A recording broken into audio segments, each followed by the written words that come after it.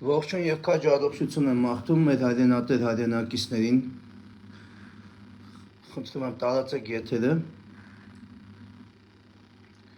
Տարածվելուց հետո կսկսենք այն։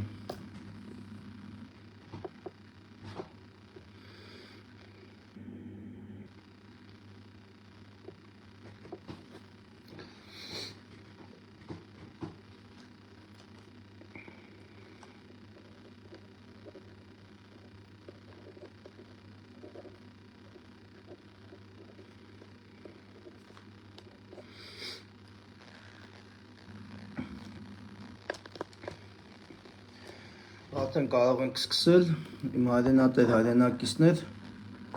խնդիրը կարողանում է հետևյալում, ինչպես գիտեք, Խաչակիրներ ջոկատը իրականացնում մարտական իր հերթապահությունը, պետական սահմանի պահպանության X հատվածում և ամսի 7-ին առավոտ 8:30 հրատապություն առաջացել, որպեսզի տեղի ունենա այդ դիրքերի ծառայության ուժեղացում, ինչպես նաև ըստ իրավիճակի թույլատվության հնարավոր է նաև հերթափոխ կատարվի, այսինքն սա կախված է այդ իրադրությունից։ Պետք է ամսի 7-ին հերթափոխը կատարվել, բայց հիմա ժամ առ ժամ իրադրության փոփոխություն է նկատվում եւ ըստ իրավիճակի այդ որոշումը կկայացվի։ Հերթական անգամ կոչով դիմում եմ այն բոլոր հայրենասեր մարդկանց, ովքեր ունեն հնարավորություն, այն է ժամանակ, առաջինը ժամանակ եւ առողջական վիճակը թույլ է տալիս բացել այդ լեռնային պայմաններում իրականացնել մարտական հերթապահություն, ներկայանալ մեր գլխավոր շտաբ Մոսկովյան 5 հասցեում Երևան քաղաքում գտնվող, մնացած հարցերը եթե մինչև ամսի 7-ը հարցեր կառաջանան, կարող եք զանգահարել 055 91 10 10 եւ 094 36 36 26 հեռախոսահամարներով ձեր բոլոր հարցերին կտանք սպառիչ պատասխաններ կախված պայմանների հետ, կախված փաստաթղթերի հետ եւ մյուս հարցերի հետ, ինչը ձեզ կհետաքրքրի այդ մարտական հերթապահության կազմակերպման եւ իրականացման համար։ Նորից եմ կրկնվում, թշնամին ակտիվության նշաններ է ցույց տալիս, առավել եւս Արցախի փակված այս ճանապարհի ֆոնի վրա, մենք պարտավոր ենք ներդնելու ամեն ինչ, որպեսզի այս հերթական սադրանքները նրանք չկարողանան իրականացնել եւ չօգտվեն ժողովրդի այսօրվա այն վիճակից, որ բոլորը բևեռված են Լաչինի Միջանցքի հարցերով եւ ըստ իրենց միգուցե մտածում են, որ կարող են աշխատող անել նաեւ այն հիմնական հարվածի ուղղությունները, որոնք այսօր գտնվում են իրանց նշանառության տակ եւ փորձում են նրանք մարտական խնդիրներ լուծել անակնկալ կերպով, ինչպես դա կատարեցին սեպտեմբերյան իրադարձությունների ժամանակ։ Այսինքն նրանց նոր մարտավարությունն է, փոքր քայլելով, այսենց 1-2 օր տևող, 3 օր տևող պատերազմական գործողություններով, ռազմական ակտիվ գործողություններով, նոր նվաճումներ, նոր դիրքերի, նոր տարածքներ, մեզի նոր վնասներ պատճառել, մարդկային կորուստների եւ զինտեխնիկայի տեսքով եւ ամեն անգամ պատկերացեք, եթե նրանք կարողանան մի քանի ամիսը մեկ նման սադրիչ գործողություններ կատարել, մեր վիճակը ուր է հասնելու։ Այնպես որ նրանք պետք է իրենց դնչին ստանան այն ծանր հատվածը, բռունցքի հատվածը, որը ծրագրված է եւ պատրաստվում ենք այդ հարվածը տալու։ Դրա համար պետք է աջակցություն, դրա համար պետք է համախմբում, դրա համար պետք է մեր դիրքերը գտնվեն ամուր վիճակում, մեզ սահմանը պետք է լինի փակ վիճակում։ Այո, դժվար է, կան տեխնիկական շատ հարցեր, կան այլ բնույթի հարցեր եւ նաեւ բարոյահոգեբանական հարցեր, կա զորքի մոտ արդարացի դժգոհություն շատ հարցերից, բայց քանի որ առնչվում է դա ծառայությանը, ինչ որ չափով ռազմական գաղտնիքի, բնականաբար չենք եթերացնի այդ պրոբլեմները մենք ֆիքսում ենք, այդ պրոբլեմները բարձրաձայնում ենք տարբեր ուղղություններով եւ փորձում ենք հասնել դրանց լուծմանը։ Եվ իրանք գիտեն, եթե հանկարծ այդ լուծումները պատշաճ կերպով չիրականացավ, դա նշանակում է, որ հերթական անգամ կատարվում է եւս դավաճանական քայլ, որպեսզի չկարողանանք սահմանը ամբողջությամբ փակ պահել թշնամու առաջ։ Էլ չեմ խոսում մնացած ռազմական գործողությունների, ակտիվ գործողությունների մասին, որը նախանշվում է, եթե նրանք փորձեն այս իրավիճակից օգտվելով գնալ արկածախնդիր քայլերի։ Երկրորդ հարցը, որ շատ կարևոր է, դա ինչպես այս 25 օրը այլ հարցերից ամենակարևորն է, դա Արցախի 25-օրյա շրջափակումն է, եւ ես այսօր լրահոսով հանդիպեցի, որ փորձերի արվում ամեն դեպքում դիվանագիտական ճակատում, որպեսզի աշխատացնեն օդանավակայանի հնարավորությունը, բայց այդտեղ առաջանում է ամենակարևոր հարցերից մեկը։ Նախ բոլորս էլ հասկանում ենք, օդանավակայանի աշխատելու դեպքում դա շատ ծախսատար պրոցես է լինելու եւ շատ վտանգավոր ավելի, քան ցամաքային ճանապարհից օգտվելը։ Եթե այսօր հույսներս դրենք, որ միջազգային հանրությունը պետք է այնքան ազդի, որ սրանք թույլ տան մենք օդային ճանապարհը օգտագործենք մեր ազգաբնակչության կենսական խնդիրները ապահովելու համար, մեր անվտանգային խնդիրները ապահովելու համար, ավելի տրամաբանական չի, որ այդ միջազգային հանրության ուղղված մեր կոչերը տանեն նրան, որ այս ճանապարհը բացվի, այս ցամաքային այս պորտալները բացվի, այո, շատ լավ կլինի, որ դրան զուգահեռ նաև բացվի օդային հաղորդակցությունը, բայց մենք դրա մեջ իրատեսական բան չենք տեսնում մի պատճառով, որովհետև մենք 2014 թվականի դեպքին ականատես եղանք, երբ որ բացառապես խաղաղ պայմաններում զորավարժությունների ընթացքում խոցվեց հայկական զինված ուժերի ինքնաթիռը, ունեցանք զոհեր, տեխնիկայի կորուստ, գիտեք այդ պատմությունը, եւ սրա մեջ վտանգը ավելի շատ է, քան ցամաքային ճանապարհի բացմանը, այսինքն այսի ոնց որ մի տեսակ շեղող լրատվություններ, իբրև թե արվում է ամեն ինչ, իսկ իրականում ես չեմ ասի արդարության առջև չեմ մեղանչի, որ հայտարարեմ, որ ոչինչ չի արվում, բայց այն չի արվում, ինչը որ անհրաժեշտ է այսօր այս խնդրի արմատական լուծման համար։ Այն է, մենք չենք ատամ ցույց տալի, մենք ուշ ցույց չենք տալի մի պատճառաբանությամբ, որ ասում են այդ խելոք գլուխները, իմիջիալոց խելոք գլուխները այսօրվա իշխանության, որոնցից մի քանիսի հետ հնարավոր է եղել միջնորդավորված տեղեկատվություն փոխանակել այս հարցի խնդրի շուրջ, նրանք լսել են մեր տեսլականը, թե մենք ինչ լուծումներ ենք առաջարկում այս խնդրի լուծման հետ կապված, ասում են, բա որ Արցախի լույսը անջատեն։ Դե Արցախի լույսը անջատեն, գազնը կանջատեն, Արցախը այսօր իրավիճակում է, որ Աստված մի արարած է, ամեն րոպե կարող են եւ լույսը անջատել, եւ գազը անջատեն, եւ ջուրը անջատեն, եթե ունենան այդ հնարավորությունը։ Այսօր Արցախը փաստացի բլոկադայի մեջ է, իսկ բլոկադան, ինչպես գիտեք, դա ռազմական տարեր պարունակող քաղաքական քայլ է, որի մեջ այսօր գտնվում է մեր ազգաբնակչությունից մոտ 130-140 հազար մարդ։ Մեր հայ ազգակիցներն են, ու մենք ոչինչ փաստացի այսօր չենք կարողանում անել այս շրջափակումը վերացնելու կամ նրանց կենսական խնդիրները, անվտանգային խնդիրները լուծելու համար։ Եվ սա ոչ միտեղ տանող բանակցությունների ուղղությունն է, որովհետև միգուցե ամիսներ ձգվի այս օդային խնդիրը լուծելու համար, կամ ասենք պայմանական ասած 1 հատ 2 հատ ուղղաթիռ թողեցին, իջավ, ասենք տարավ պայմանական X քանակությամբ հաց, դեղորայք եւ մյուսը, եւ վերջը, բա սրա վերջը ո՞նց է լինելու։ Ինչքան ենք մենք աշխարհից խաղաղություն մուրալու, մեր ճանապարհների անվտանգությունը մուրալու,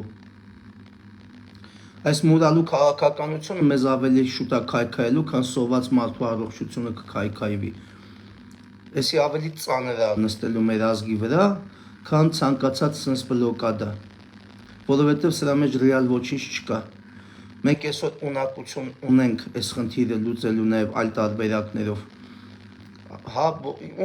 Ում հետ խոսում ես, բանակցում ես, բոլորը ասում են կռիվ կսկսի։ Կռիվը չի էլ վերջացել, դուք ինչից եք վախենում։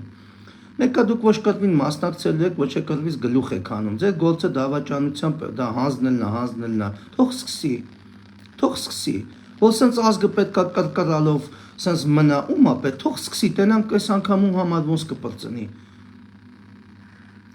Դուք մի կարևոր բան եք մոռացել։ որ բանակն ու կռվող տղեն արդեն խելքի է քեզ պատերազմից հետո, էս երրորդ տարին արդեն էս ամեն ինչը տենում է, վերլուծում է, գլուխը մտել է, հասկանում է, արդեն գիտի ում կվստահի, ում չի վստահի, այո, ուտես կռիվ կգնի։ Այո, պետքա ընթանա ոչ կանոնավոր ռազմական գործողություններ, կլինի պարտիզանական, կլինի զուտ դիվերսիոն, չգիտեմ, ինչ ձև լինի, իրավիճակի թելադրանքով։ Այո, մենք պետք է այդ պորտալներն էլ բացենք, մենք պետք է մեր ազգաբնակչության հետ անվտանգ շփման հնարավորություն ունենանք, այդ մարդիկ քորունդե սովամա չեն լինելու, այդ մարդիկ այդ բլոկադայի մեջ տենց չեն հյուծվելու գնան։ Այսինքն դուք մի ձեր ոնց որ ելնեք այս թուրքերի հետ, իրանք էլ են դա մտածում, իրանք մտածում են, որ հեսա կպահեն, բարոյական հոգեբանական իրավիճակով այն վիճակի կբերեն մարդկանց, որ հենց ճանապարհը բացեն 120-130 հազարից 10 հոգի կմնա Արցախում, իրանք էլ են այդ հաշվարկը անում։ Մնում ամենակ երկրորդ համաշխարհային պատերազմի նման Բերեստեփանակերտի վերևով թռուցիկներ շախտան, որ ով ուզում է անցնի մեր միջով դեպի Հայաստան, մենք պատրաստ ենք այդ ճանապարհը տալու։ Մնում է մի հատ էլ տեն շարժում ձևավորեն ու իրանց ուզածին հասնեն, որ Արցախը լրիվ հայաթափեն։ Որ հետո էլ այստեղի դավաճանները ասեն, բա ժողովուրդը դուրս եկավ, գնայիք պաշտպանեիք, մենք ինչ անենք, որ չպաշտպանեցիք։ Սա փող համաձայնեցված մի հատ լկտի, մի հատ հակահայ, մի հատ հայադավ քաղաքական քայլ է։ Այլապես 1 միլիոն ոչ ասեմ, հաստատ մի 1000-ից ավել պայմաններ ենք առաջարկել, ճանապարհներ ենք ցույց տվել, որ կարելի է այս հարցը ուրիշ ձևով լուծել։ Ասում են չէ, դիվանագիտական։ Դե դիվանագիտական հենա, տենում են 25 օրային չեք կարում անեք։ Կարմիր խաչը կարողանում է երկու հատ հիվանդ բերի, էդ էլ եք վերագրում։ Ձեզ ասում եք, տեսակ, կարացանք կարմիր խաչին նենց անենք, որ մտնի հիվանդներին բերի։ Ադրբեջանն էլ ասում է տենում եք մենք ինչ մարդասեր պետություն ենք, թույլ տվեցին կարմիր խաչը գա։ Բայց ոչ մեկ չի խոսում նրա մասին, որ աշխարհում չկա նման պետություն, որ իրավունք ունենա կամ կարողանա կարմիր խաչին թույլ չտա մտնելու նման գոտիներ։ Դա բացառված է։ Ուրեմն կարմիր խաչի միջազգային ստատուսը, այդ միջազգային ստատուսը, իր գործունեության միջազգային ստատուսը սրանք վերագրում են իրենց, թուրքերը վերագրում են իրենց, բայց ոչ մեկ չի խոսում կարմիր խաչի իրական հզորության, կարմիր խաչի իրական ուժի մասին, իրական ստատուսի մասին, որ ինքը անարգել կարես բոլոր գործողությունները կատար եւ իրան ոչ մեկ չի կարող արգելի։ Էլի ստել են քաղաքական դիվիդենդներ քաշում։ Այդ դրա համար այս օրին ենք։ Սաղ ժամանակ են ձգում։ Ժամանակ են ձգում, մինչև դա տենան ըստ իրավիճակի ինչա լինելու։ Եվ ես դες ասում եմ, բոլոր հաշվարկները ցույց են տալիս, որ սրանց մի հատ նպատակային է, որ տեղի ազգաբնակչությունը հիասթափվի, հյուծվի եւ չզարմանաք, որ մեր թուրքերը բերեն անգամ ավտոբուսեր կանգնացնեն այդ կանցակետի մոտ, ասեն, որ հայը ուզում է գնա Հայաստան, մենք կուղեկցենք, կտանենք հրապարակում, կիչացնենք կառավարության շենքի դեմը։ Չզարմանաք։ Այդքան ստոր խաղ է գնում։ Եվ այսօր, երբ որ առաջարկում ես ուժային մեթոդներ, հատուկ նշանակության գործողության մեթոդներ, սաղ ձեռքերը լվանում են ու սերները սենց են անում, յան իրանք այս պետության մեջ կառավարիչներ չեն, ասում են պատերազմ կսկսվի։ Պատերազմը ժամերի հարց է։ Պատերազմը հիմա տեղից չի սկսի, պատերազմի հնա։ 3-4 ուղղության վրա կուտակումները կան, 3-4 ուղղությունով պատերազմը պատրաստ է, ամեն րոպե։ Ամեն վայրկյան։ Այս հարցերին է կանադառնում։ Այսի շատ կարևոր ժամանակաշրջան է, լրություն է, խաղաղությունը մի վերագրեք տոնական օրերին։ Սա շատ վտանգավոր տենդենց է, սա շատ վտանգավոր լրություն է։ Սա պայթելու է միանգամից ու անսպասելի։ Նրանք քնած չեն, նրանք ամեն վայրկյան վերլուծում են, ամեն վայրկյան ուժեղանում են, ամեն վայրկյան խոցելի տեղեր են ման գալի, մշակում են, որպեսզի իրենց խնդիրը կատարեն։ Մենք ինչ ենք անում։ Արդեն ճակերտները հասկացաք էլի, մենք ինչ ենք անում։ Ընկած պերեսմենկի համար մարդկանց խնդրում ենք, որ կամ պերեսմենկա կարողանանք անենք եւ դիրքերը ուժեղացնենք։ Այդ մենք անում ենք։ պետական իշխանությունը հակառակ կողմից է գալի, բանակը կազմաքանդելով գալիս է։ Հասանք արդեն նրան, որ ռազմահայրենասիրական բնույթ ունեցող, ռազմահայրենասիրական ոգեշնչող միջոցառումներն արդեն արգելվում դպրոցներում, նախազորակոչային այդ մարզումները, դասընթացները, հասանք արդեն այդտեղ։ Այս ընթացքում մի հատ այտենց թեթև ուրախալի լուր ստացա, ասեցին, որ այդ իմ եթերից հետո, որով անընդհատ իսկ այդ եթերը մեկ հատ չեղե, որով միշտ այս պետական իշխանության կառավարիչներին անընդհատ ասում էի ռազմահայրենասիրական հասարակական կազմակերպությունների ղեկավարներին, հրամանատարներին հրավիրեք ձեզ մոտ, քննարկումներ անցկացրեք, ուժեղացրեք այդ բլոկը։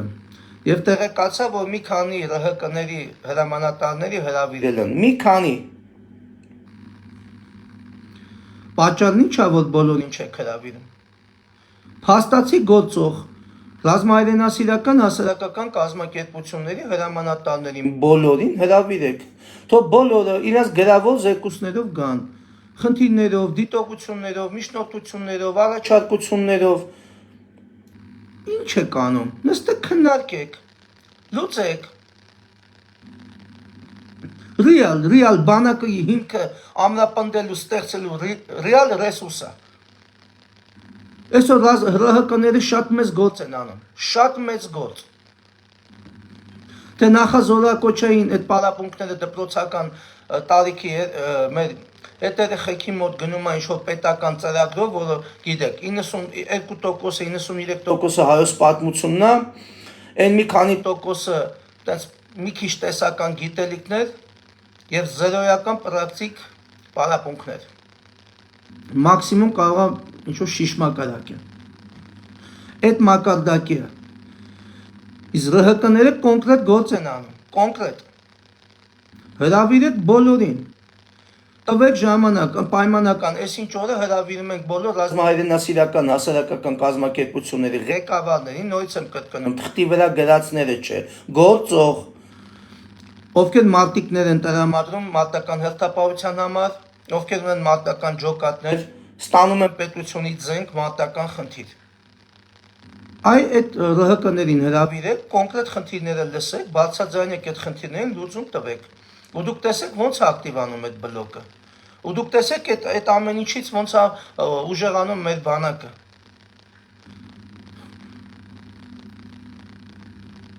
Ռազմաուսումնական հաստատությունները էլի պետական ծրագրերի շրջանակում են, բայց հրավիրեք նաև նրանց հրամանատարներին։ Հրավիրեք, որ այս անցյալ տարվա պես խայտարակ պատկեր չունենանք Վազգեն Սարգսյան համալսարանում ընդունելությունների հետ կապված, այդ խայտարակ պատկերը չլինի։ Սա իր լրացնող շղթա է, սա չի կարող կտրված շղթա լինի։ Ուզում ենք բանակ, պրոֆեսիոնալ բանակ, փառք Աստծո, ունենք ռեսուրսը, արեք ճիշտ օգտագործենք, հայամետ օգտագործենք, պետականամետ օգտագործենք ու դուք տեսեք, մենք ինչ բանակ ենք նորից վերականգնում։ Տեսեք ինչ սպայակազմ ենք ստեղծում, ինչ պրոֆեսիոնալ բանակ է դառնում։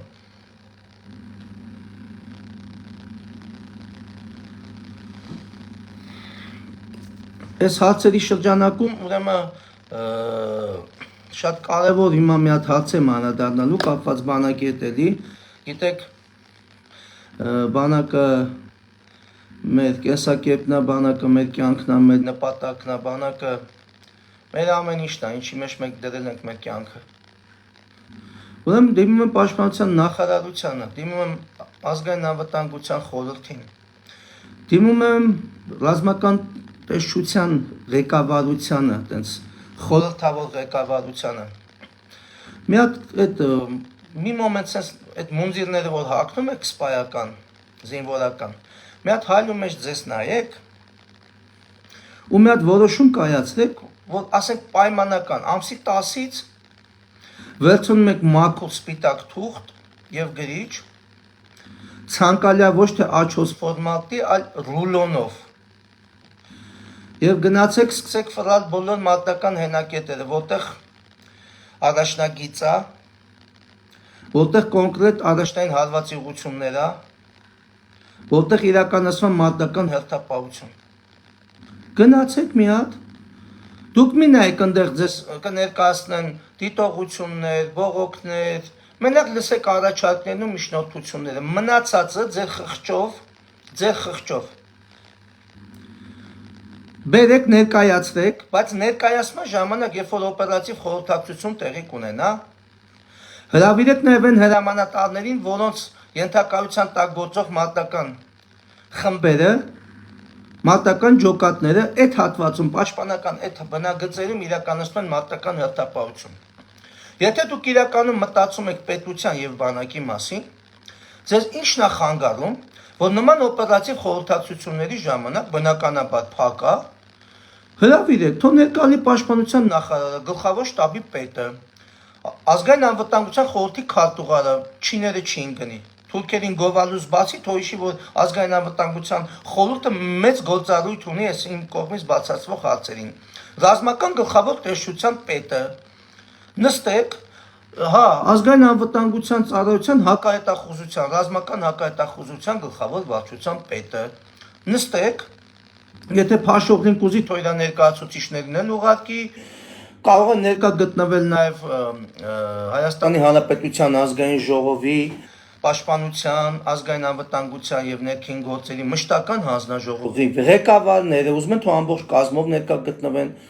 Մի հատ տենանք իրանք ինչ են զեկուցում կոնկրետ այդ մարտական հենակետերի մասին եւ մենք ցույց տանք իրականությունը ինչ է։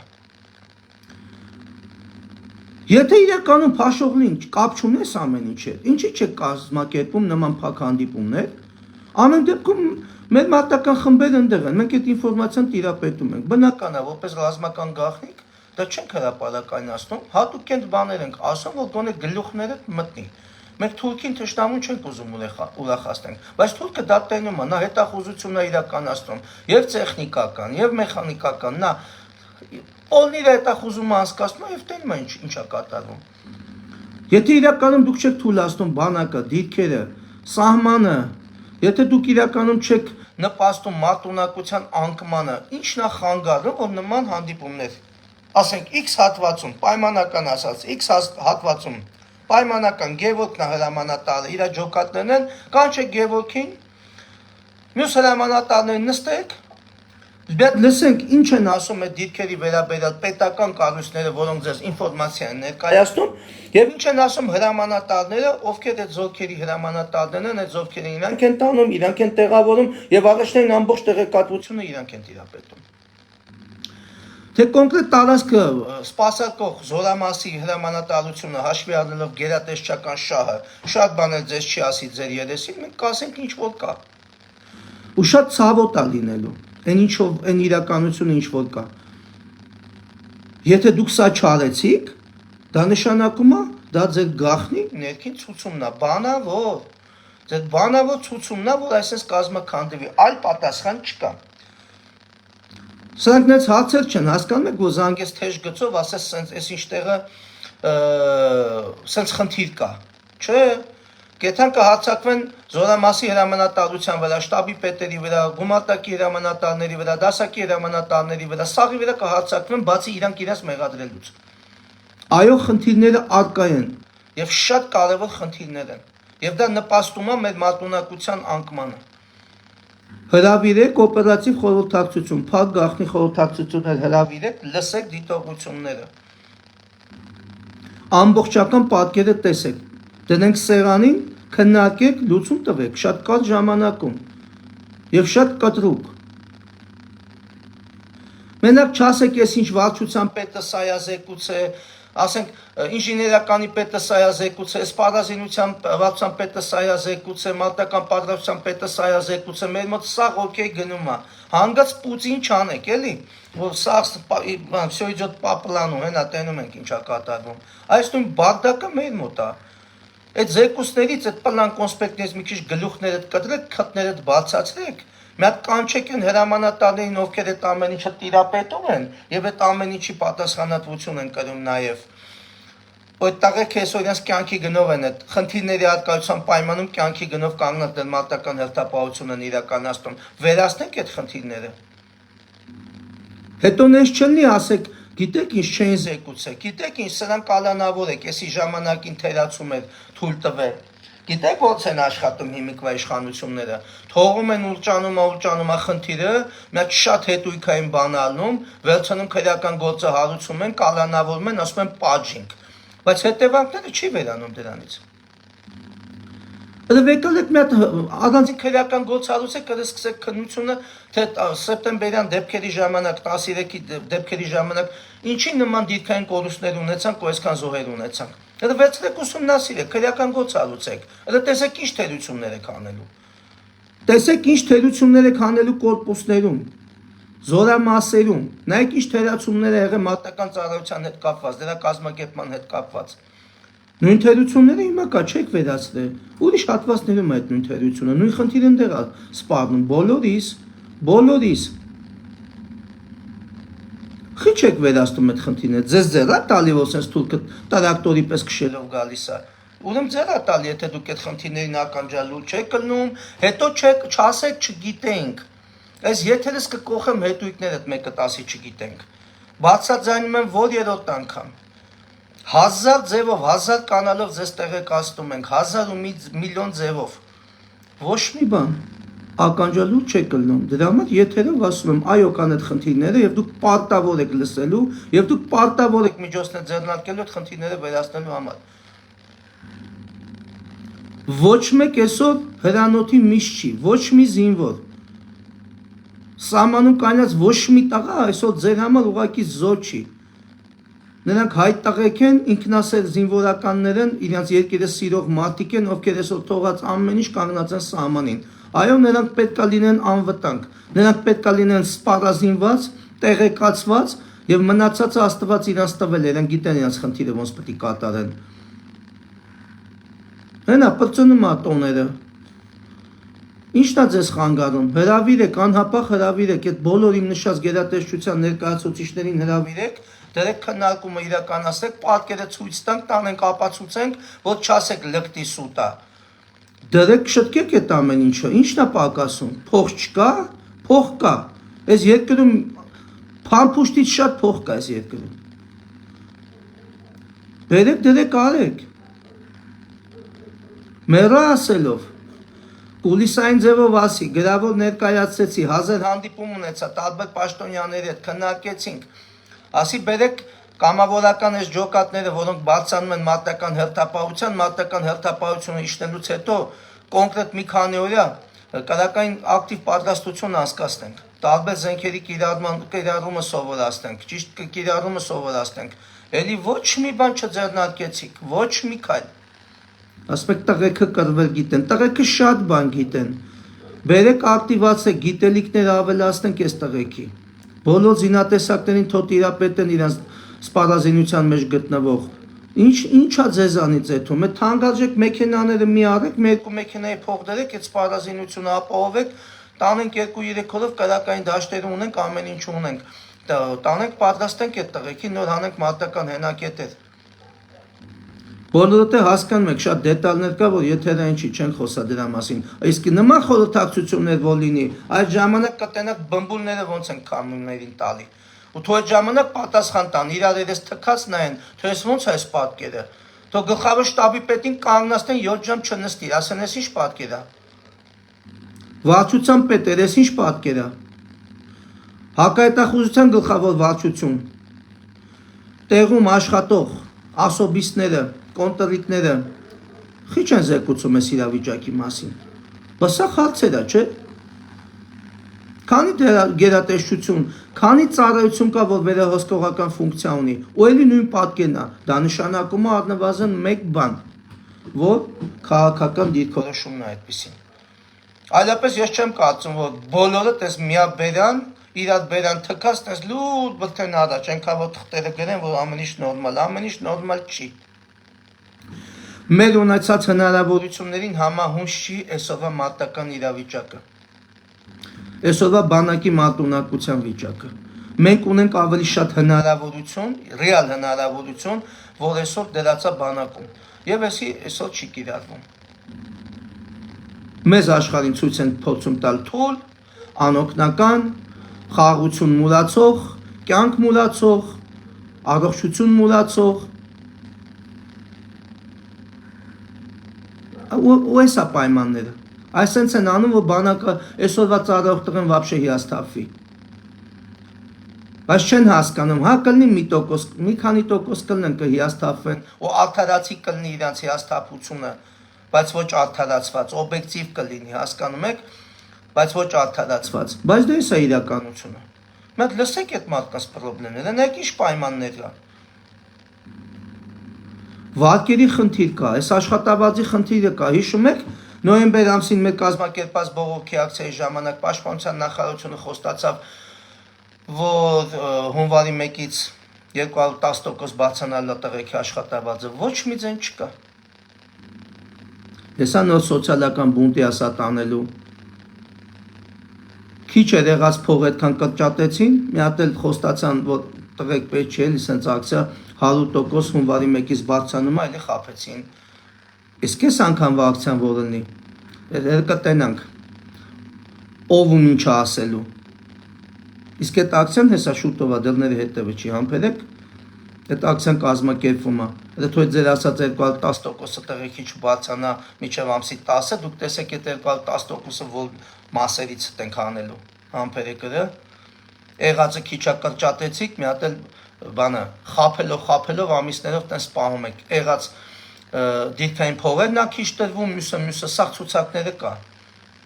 քտներիցը թանելու ենք, հիմա այդ ամբողջ փաստագրումն ա գնում, սաղ փաստա թղթավորված, մեր ասելով մի հատ թեժ գիծ բացեք, թողքեր դժգոհ են աշխատավարձից զանգեն այդ թեժ գիծ անուն ազգանունը վերցրեք, թեկուզ ռազմական ոստիկանության կազմում, թեկուզ ռազմական զինվորական դատախազության կազմում, որ անաչառություն գոնե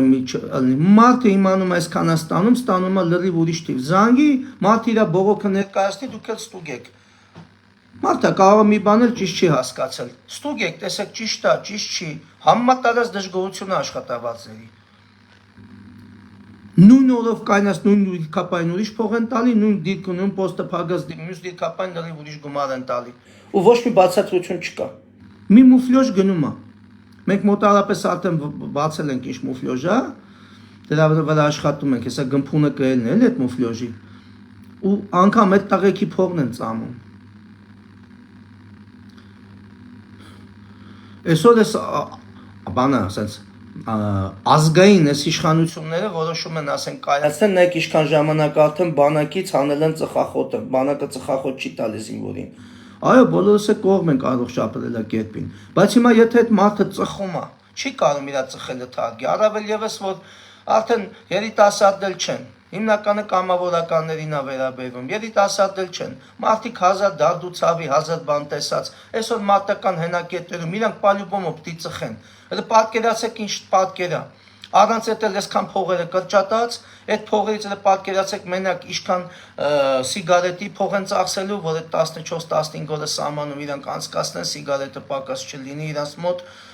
մենք էդի մեկ կաշի վրա գիտենք, որպես հրամանատարներ մենք էդի հայթայթում ենք, մենք հասցնում ենք, մենք գիտենք դրա ֆինանսական բեռն էլ, իրոք ծանր ֆինանսական բեռ այդ սիգարետի հարցը,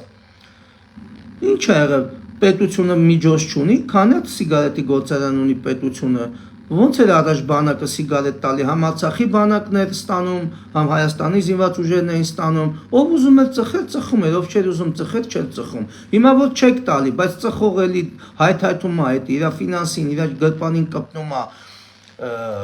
ընտանիքն է դրանից տուժում, ինչ եք շահում դրանից, փոխեք այս ռեֆորմը, ով ցանկանում է, տվեք, պետություն եք, տվեք, զինվորի սիգարետ տվեք, մարտական հենակետում գտնվող զինվորի սիգարետ տվեք, մենակ չասեք անվտանգության խնդիրները առաջանում, այդ անվտանգության խնդիրները արկա է, մենք գիտենք, մենք սովորացնում ենք մարտական հերթապահությունը ոնց վարեն, որ այդ սիգարետը խնդիր չառաջացնի, բայց ամեն դեպքում այդ մարդ այդ սիգարետը ձեռք է բերում, ծխում է, հա ողջունելի կլինի, որ չծխեն, առողջ ապրելակերպ լինի, իրանց հետևեն, բայց հիմա որ իրականությունը այլ է, հիմա ինչ նստենք հրաշքների հավատանք, որ մի օր սենց քնել ենք զարթենք, բանակում ոչ մեկ չի ուզենալու ծխի, իսկ էդի շատ մեծ բեռ է, քննարկման առարկա դարձրեք սենց հարցերը, ու լիքը էլի հարցեր կա, որ եթերային չի, հրավիրեք, թուղթու գրիչով նստեք, սա հարցերը դնենք սեղաններին, նայեք ինչա կատարվում։ Եվ ինչ կարանք ունենանք, որը չենք անում։ Չեք անում, որովհետև քաղաքական կամք չկա, որովհետև դուք ուրիշ պլաններ ունեք։ Ազգակործան, հայակործան ծրագիր ունեք։ Այլապես մի վայրկյան չեք քնի։ Ռնգեղ ջուրի պես կփորեք հող այդ քթով, կփորեք պրոբլեմները կվերհանեք ու կլուծեք։ Լիքը հարցեր է,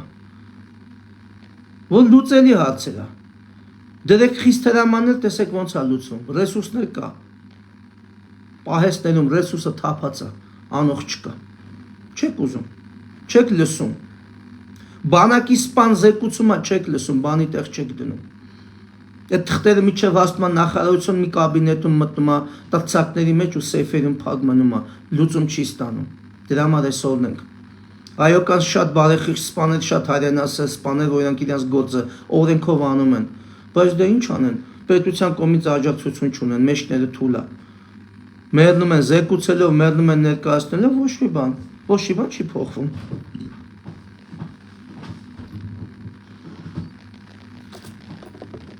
Այս կարևոր հարցերի մեջ ես ներկայացնեմ նաև մեր դիրքորոշումը, մենք հիմա ինչ ենք հասկացել, այս աշխարհից ուժ ու պաշտպանություն մուրացող իշխանությունների պայմաններում շատ դժվար է մեր գործը, շատ։ Մեր հայրենիքի ճակատագիրը, մեր ազգաբնակչության կենսական գոյությունն անգամ վտանգված։ Ու մենք գտնում ենք sense դիրքորոշում արտահայտենք, այն է, մենք պարտավոր ենք այսօր մեզ ձեռք մեկնող ցանկացած բարեկամական երկրի ձեռքը սեղմելու, բարեկամական երկրի, որովհետև մենք լավ վիճակում չենք։ Այն մեր հիմնական բարեկամների հետ նայեք ինչ թուլու թվանք ենք սկսել, այս հակառուսական տրամադրությունների ֆոնի վրա, որը ավելի է այսա ճգնաժամը խորանալու կապված, գիտեք, մոտորես ուզում են դեսպանատան տայմը փակեն, ռազմաբազայի դեմը փակեն, մյուսը քաղաքական ինչ-որ ակցիաներ է նախանշվում, սա ավելի է խորացնելու ճգնաժամը։ Մենք գտնում ենք, որ Հայաստանը արդեն իսկ պետք է գնա ոչ ստանդարտ լուծումների ցանկացած դաշտում, եւ դրանցից մեկը մենք առաջարկում ենք եւ առաջարկել ենք արդեն իսկ հիմա իբրև թե քննարկում են, առաջարկել ենք, որպեսզի հաշվի առնելով այս իրավիճակը Հայաստանը հանդես գա Իրանի հետ համատեղ պաշտպանական բնույթի համատեղ զորավարժություններ անցկացնելու սցենարի դիվանագիտական քայլը կատարի։ Դա կլինի Իրանի տարածքում, թե Հայաստանի տարածքում, հատկապես Սյունիքի տարածքում։ Դա լիարժեքորեն հնարավոր է։ Մենք սա խորհրդակցել ենք շատ հեղինակավոր, ուրեմն փորձաշատ հայրենասեր դիվանագետների հետ։ Մեզ բացատրել են, այո, միտքը մերն է, քանի որ տեխնիկական խնդիրներ կա, դիվանագիտական նրբություններ կա, մեզ բացատրել են, որ մեր այս պահի դրությամբ, այս դիվանագիտական այս կարգավիճակով մենք կարող ենք այդ խնդիրը բարձրացնել աշխարհի առաջ, այո, եւ անցկացնել հայ-իրանական պաշտպանական բնույթի զորավարժություններ, թեկուզ մի քանի օրյա։ Ու դուք կտեսնեք Թուրքիայի ու Ադրբեջանի այդ ջղաձգումները։ Ինչ է եղել, մարդիկ մեզ առաջարկում են օգնություն եւ պատրաստ են օգնելու։ Թեկուզ հարավային սահմանը պաշտպանելու հարցում, մարդիկ պատրաստ են դրան։ Մենք ինչի չենք անցկացնում զորավարժություններ։ Մեռան էլ Վրաստանի հետ, էլ Թուրքիայի հետ, էլ Ինդոնեզիայի հետ, էլ Պակիստանի հետ, էլ Ղազախստանի հետ, ում հետ ասես զորավարժություններ են անցկացնում իրանք։ Մենք քիչ ենք անցկացնում։ Ռազմական փոխգործակցության պայմանագիր կնքեք, անցկացնենք դա։ Ինչ է եղել։ Հարևան բարեկամ մեզ պետություն է։ Ոչ մի անգամ թշնամանք մեր նկատմամբ չի արել։ Մեր ամենածանր շրջանում եւ 90-ականների առաջի կեսը եւ այս վերջի շրջանում այդ մարդիկ միշտ մեզ օգնել են մեր պետությանը։ Ունենք մեծ հայ համայնք այնտեղ։ Մարդիկ քաղաքական այսօր որոշում ունեն կայացած ամենաբարձր վերնախավով քաղաքական, որ մեզ օգնեն։ Ինչ ենք մենք հրաժարվում այդ մեկնած ձեռքից։ Հա, վախեն մեկ Ամերիկան կբարկանա ձեր վրա։ Դե sense վախեցեք, մի օր վախեցեք Ռուսաստանը կբարկանա, մի օր վախեցեք Ամերիկան կբարկանա, մի օր վախեցեք թուրքերն ու ադրբեջանցիները կզանգեն սուպեր հեռախոսով ու կծփնեն։ Ու տենց վախ, sense մնացեք միջև տենանք մեր վախճանը ոնց է գալու, երբ է գալու, ում ձեռով է գալու։ Մենք այսօր ոչ թե մեզ պաշտպանողներ ենք ման գալի, մենք այսօր մեզ կործանողներ ենք ման գալի, ընտրություն ենք կատարում։ Ով ավելի շուտ կկործանի, ով ավելի զորեղ կկործանի։ Նորից եկել ենք նույն մեր պատմական այդ անիրի այդ բանը, սելի այդ պատմության առաջ ենք եկել կանգնել։ Սա շատ հետաքրքիր բան կլինի հայ-իրանական համատեղ պաշտպանական բնույթի զորավարժությունը, շատ հետաքրքիր կլինի ու շատ ուժեղ ազդակ կլինի թշնամական պետություններին։ Մենք ունենք այդ ունակ, ու դուք կտենաք բանակի մարտական ոգին ոնց է բարձրանում։ Մեզ մի հատ այսպես բանա պետք, քայլա պետք։ Մեզ կայծա պետք, որ այսօր բանակը արթնանա, որ այսօր կամավորականը ավելի բացվի։ Թե չանընդհատ այս նեգատիվը բոլորի վրա է ազդում, բոլորի։ Մարդիկ մի տեսակ շղարշի մեջ են, ոնց որ հույս չտենան, ոնց որ sense պատկերացնեն, որ չէ, sense ծերից պետքա մի բան անենք, sense մի ձև գոյատևենք, ոչ, ավելի ուրիշ իրականություն է։ Էսի մեզի կերակրում են այս դեզինֆորմացիաներով, այս կեղծ պատկերով իրականությունը կեղծելով մեզ խաբում են։ Մենք ունենք այդ ուժը, մենք ունենք այդ պոտենցիալը։ Մուրալու փոխարեն արեք գնանք գործնական քայլերի։ Այն որ Թուրքիայի Ադրբեջանի դեսպանը Հայաստանում Փաշովին որ ասում է բանը աննախադեպ, ինչ խոսում է աննախադեպ, դե այդպես աննախադեպ քաղաքական քայլ կատարեք։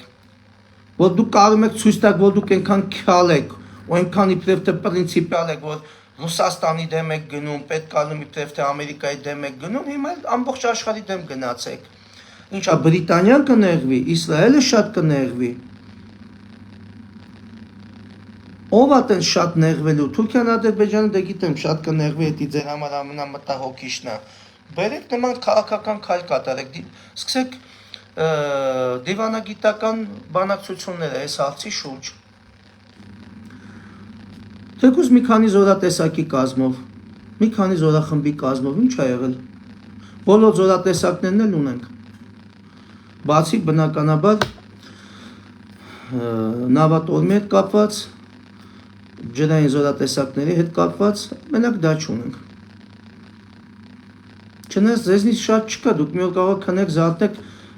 բանը Սևանում նավատորմ էլ բացեք, դրա վրա մի քանի միլիարդ էլ լափեք, ձեզանից շատ չկա, բերեք մի հատ բան կանգնացնեք այստեղ, հացանավ կայնացնեք, չգիտեմ, մի հատ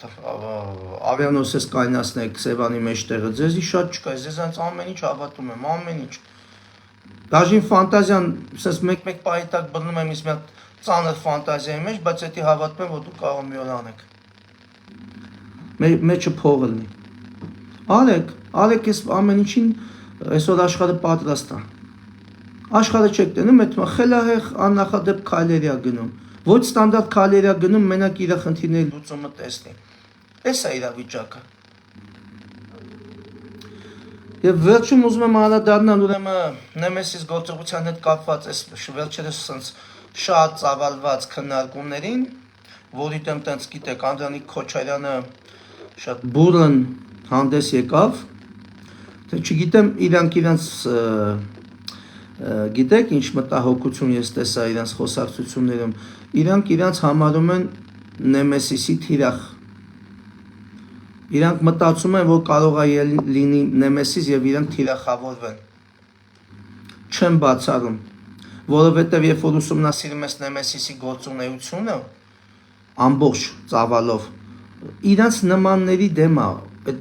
գործողությունները եղել։ Հենց իրենց նմաններն են թիրախավորվել, ովքեր Հայաստանին, հայրենիքին վնաս են տվել, ովքեր ազգին վնաս են տվել, եւ միգուցե իրանք հենց այնպես չեն գնում արմատական քայլերի, որ հանձնարարում են մի հատ ուսումնասիրեք Նեմեսիսը։ Նեմեսիսը դուք եթե չեք ուսումնասիրեն միջև օրս, դուք ինչ գործ ունեք պետական իշխանության մեջ, այն էլ նման պատասխանատու պաշտոններ զբաղեցնելով։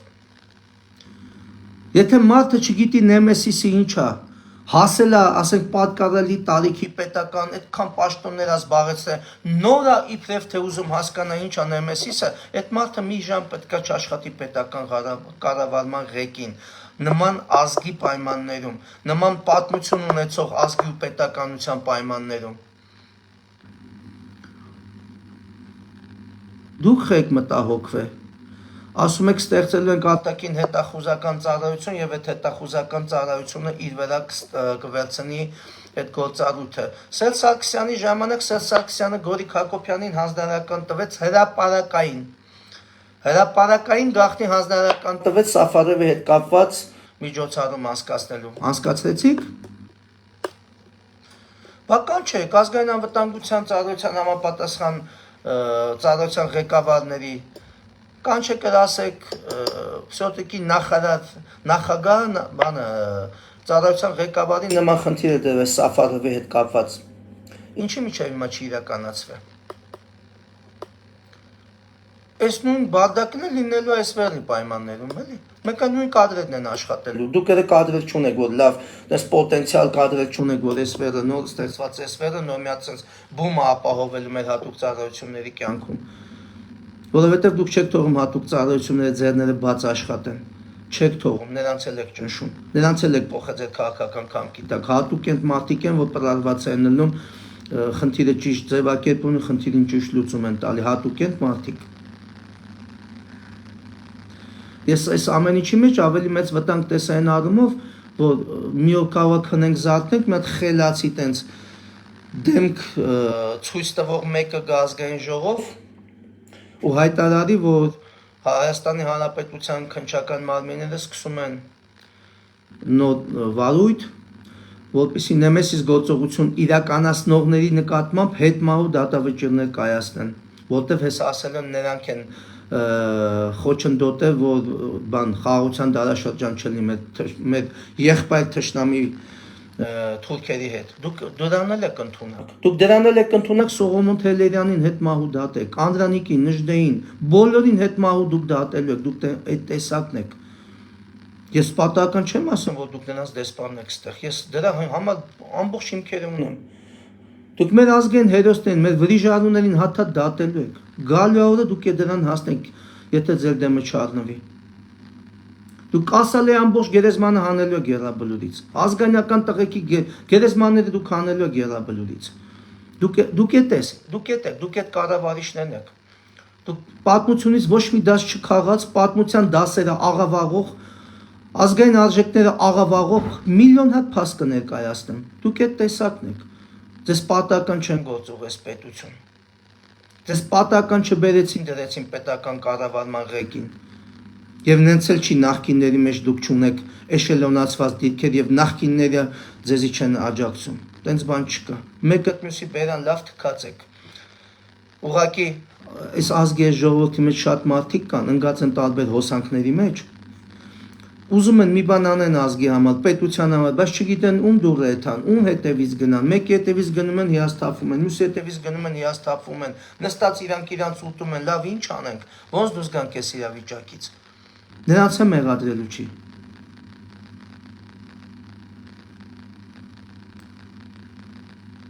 Այս ամբողջ իրականությունը։ Հիմա գիտեք հասել ենք մի ինչ պատմական իրավիճակի պատմական շերտի ժամանակային առումով, որ յուրաքանչյուր հայ, ով ինչ մտածում է, ոնց մտածում է, որ կարա դրանով ազգին պետությանը նպաստի, պետք է գներ գործողությունների կատարմանը։ Այո, թող լինի քաոս, թող լինի կառավարելի քաոս, անկառավարելի քաոս։ Մեկը հիմա այդ վիճակն է։ Լինելու է դա, անխուսափել է, երբ որ տենում է պետական կառավարման ապարատը, գնում է հակազգային մեթոդներով, գնում է բազմադարյան այս ավանդույթները մերժելու մեթոդներով, երբ որ այսօր նախարարը կարող է կանգնել ասի, որ Նժդեյան գաղափարախոսություն դա ֆաշիզմ է, այսինքն սա աշխարհին քսիատալի պետությանդ վրա, ամբողջ աշխարհում գիտեք ֆաշիզմը չի ընդունվում։ Եվ ինչ սրերով են դիմավորում նման գաղափարախոսության եւ փչացնում են այդ արժեքները, դուք ոնց եք պատկերացնում, այդ ազգի գոյատևումը ինչքան է լինելու։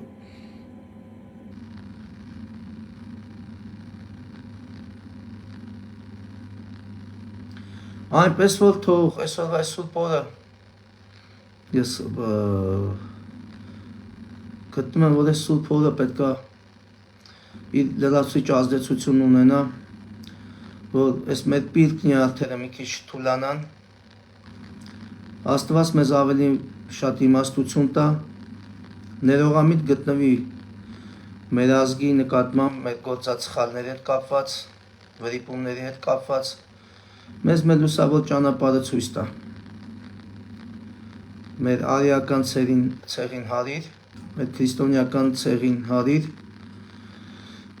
մեր ճանապարհը ցույց տա։ Դա կլինի գրչով, դա կլինի զենքով, դա կլինի սրով, ցանկացած մեթոդով, որը կնպաստի մեր ազգի գոյատևմանը, մենք պետք է գնանք այդ քայլերին։ Մենք այլ ընտրանք չունենք, մենք եկել ենք այդ անդուդի եզերին կայնած ենք, արդեն ասես կաչած, կախված մնացել ենք։ Պինդ կացեք։ Բարի ծառայություն լինի Արցախի եւ Հայաստանի սահմանները պաշտպանող մեր բոլոր տղեկին։ Քաջ առողջություն, բարձր զգոնություն եմ մաղթում տղեկ, թող բոլոր գնդակները, բոլոր բեկորները, բոլոր մահաբեր վտանգները շրջացեն ձեզ, Աստված պահապան Հայոց լեռնաշխարհին, պինդ կացեք։